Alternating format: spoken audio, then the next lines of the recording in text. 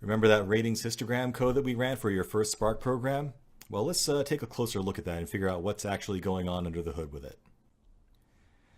All right, so understanding concepts from PowerPoint slides is all well and good, but nothing beats looking at some real examples. So let's go back to that ratings histogram example that we started off with in this course and break it down and understand exactly what it's doing under the hood and how it's using RDDs to actually get the results for the ratings histogram data.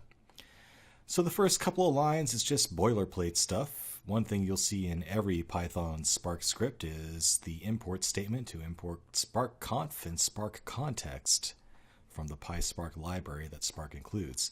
And you will at a minimum need those two objects. The Spark context we talked about earlier, it's sort of the fundamental starting point that the Spark framework gives you to create RDDs from. And you can't create a Spark context without a Spark conf, which allows you to configure the Spark context and tell it things like, do I want to run just on one computer, or do you want to run it on a cluster, and if so, in what way? And the other bit of housekeeping from the beginning of our script was importing the collections package from Python, and that's just because we want to sort the final results when we're done. That's just standard Python stuff. Next, we actually create our Spark context, and this is going to look very similar in every Spark script that we write in Python.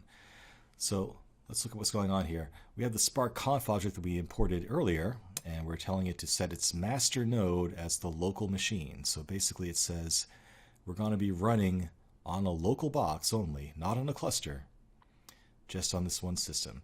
And there are extensions to local that tell you to actually split it up among multiple CPU cores that you might have on your machine, but this is a very simple example, so we're just going to run it in a single thread on a single process, and that's what local means. So we're not really doing any sort of distribution of the data in this case. It's just sort of running on one process to keep it simple for now and kind of get the concepts across. Later on, we'll run more complicated jobs that actually use every core of your computer, and ultimately we'll run a job on a real cluster using Elastic MapReduce.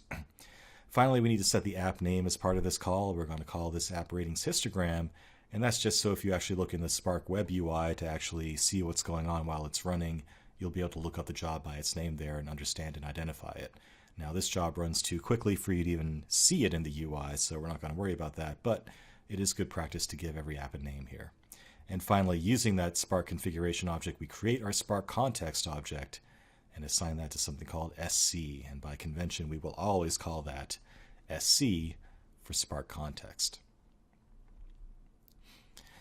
So now we're going to load up our data file, and if you remember from the previous lecture, a very common way of creating an RDD is through the sc.textfile method. So this is actually going to go out to our local file system and go to the ML100K 100,000 rating dataset from Movie Lens and load up the data file that includes all of the movie ratings data. Now, if you were to open up the u.data file in some sort of a text editor, it would look something like this, only with 100,000 lines. And what TextFile does is it breaks up that input file line by line so that every line of text corresponds to one value in your RDD. So the first value of the lines RDD is going to be this entire line of text, and the second line will be this line of text, and the third value will be this line of text, and so on and so forth.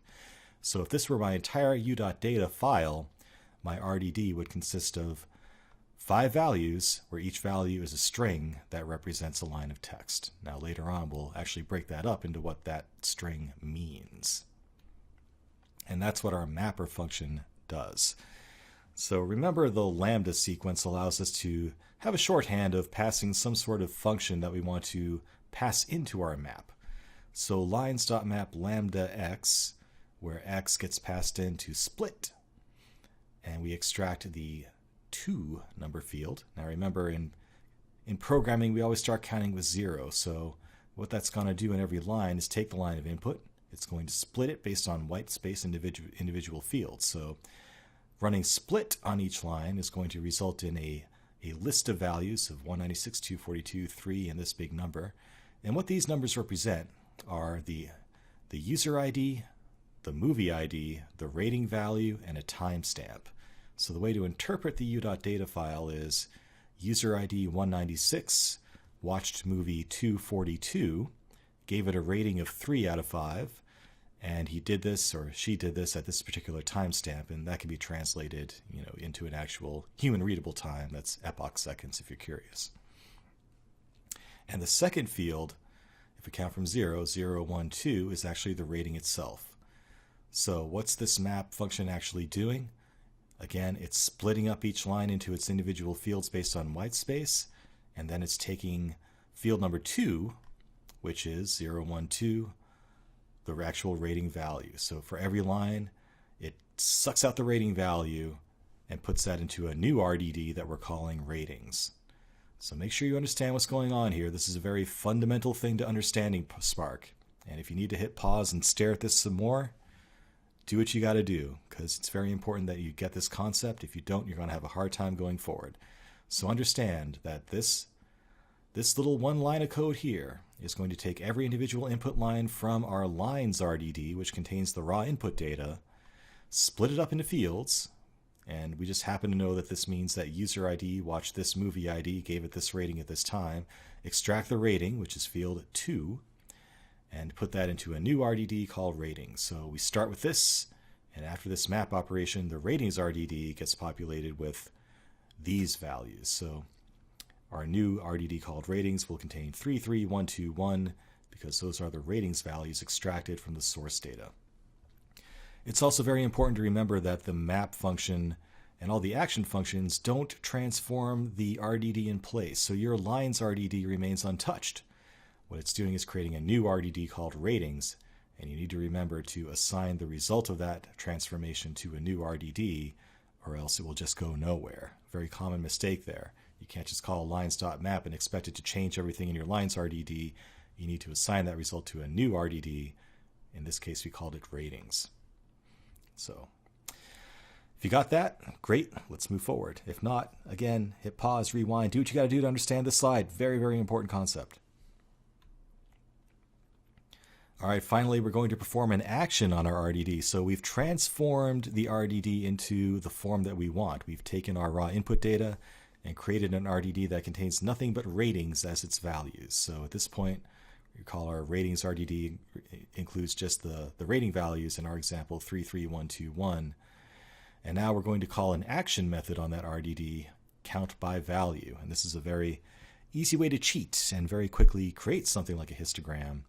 What it does is it counts up how many times each unique value in the RDD occurs. So in this particular example, we know that the rating 3 occurs twice, the rating 1 occurs twice, and the rating 2 only occurs once. And that's the output we'll get. We'll get these pair values, these tuples, if you will, of rating and then the number of times it occurred. 3 occurred 2 times, rating 1 occurred twice, and rating 2 occurred once. And that's what will end up in our result object. And all it's left to do at this point is to print that out. Now this is an action, so it's actually returning, just a plain old Python object at this point. That's no longer an RDD, so we can do what we want to do in order to sort those results, which is the final thing we do. And this is all just straight up Python code. There's nothing Sparkish about it. All it's doing is using the collections package from Python to create an ordered dictionary that sorts those results based on the key, which is the actual rating itself. And then we're going to iterate through every key value pair of those results and print them out one at a time. So the output of this bit of code is going to be rating 1 occurred twice, rating 2 occurred once, and rating 3 occurred twice. That's all that's going on here. So we're taking those original key value pairs that were returned by count by value, and we are sorting them just using this boilerplate Python code. And I realize you may be new to Python, but if you look at this, it's pretty self-explanatory what it's doing. As we go into more exercises in the future, you can use a lot of these examples that we're going to give you to actually create what you need and piece together the pieces that you need to actually construct your own program. So kind of keep these snippets of code in your toolbox for future use. It's just that easy. So, we only had a handful of lines of code. Let's actually look at it as a whole again and take a look at that program all in one piece within Canopy and run it one more time just to reiterate what's going on. So now that we have a better idea of what's actually going on here, let's take another look at that ratings counter script as a whole. Go back to your Spark course. directory there and open it back up in Canopy. And here we are. So again, here it is all together. Looks a little bit neater in here. So once again, let's review what's going on here. We're importing from PySpark the SparkConf and Spark context objects, and you're going to have that at the beginning of pretty much every Spark Python script that we write. We're also going to be using the collections object to sort our results, so we're going to import that now. Next, we create the Spark context object using a SparkConf that we create with a name of Ratings Histogram, and we're going to run it locally just on one process for now. Now, the magic of Spark starts happening here. We create an RDD called lines by calling sc.textfile, given an absolute path to our data file for the movie lens dataset. And again, that data file contains 100,000 rows, 100,000 lines, and at this point, every one of those lines will be a value in this lines RDD. Now, we're going to apply a map to that lines RDD and pass in a lambda function that splits out that line, breaking it up by white space and taking field number 2 out of each line. And again, each line of the u.data file represents a user ID, a movie ID, a rating, and a timestamp. So field number 2, given that we start counting from 0, ends up being the rating value from each line. So what this line does is it takes our lines RDD that contains raw lines of text from our raw input data and creates a new RDD called ratings, which contains only the ratings values from that input data. And now that we have our RDD transformed into the form we want, where every line, every value of the RDD is a rating value, we can call count by value to get a count of how many times each unique rating value occurs. And that gets output into a plain old Python object called results. And we can then turn around and use the collections package to sort those key value pairs of keys representing the ratings and values the count of each rating. We're going to sort those, and then we're going to iterate through each result and print them out to the screen. So just plain old Python code there, given the result generated by our ratings RDD when we called count by value on it. One more time, let's run this again just for good luck. Now that you know what's going on, it makes a little bit more sense. Spark Submit is just a tool that's part of the Spark framework that allows you to submit Python scripts to the Spark framework, and it does all the magic that needs to happen under the hood to make that actually run in a Scala environment for Spark. And we pass in the name of the script, ratingscounter.py, and off it goes. You'll see these warnings every time we run on our local machine here. You can safely ignore them, by the way. And there's our results. So once again, 34,000 4 stars, 21,000 5 stars, so on and so forth. And you can see now how that all happened. It was through the magic of RDDs. We started with one RDD that represented every line of our input data. We created a new RDD that just extracted the ratings from each line. And then on that RDD, we used count by value to produce these final counts for each rating type. And then we just did some plain old standard Python code to sort and display those results when we were done. And that's all there is to it. All right, now you've not only run your first Spark program, but you actually understand how it works, hopefully.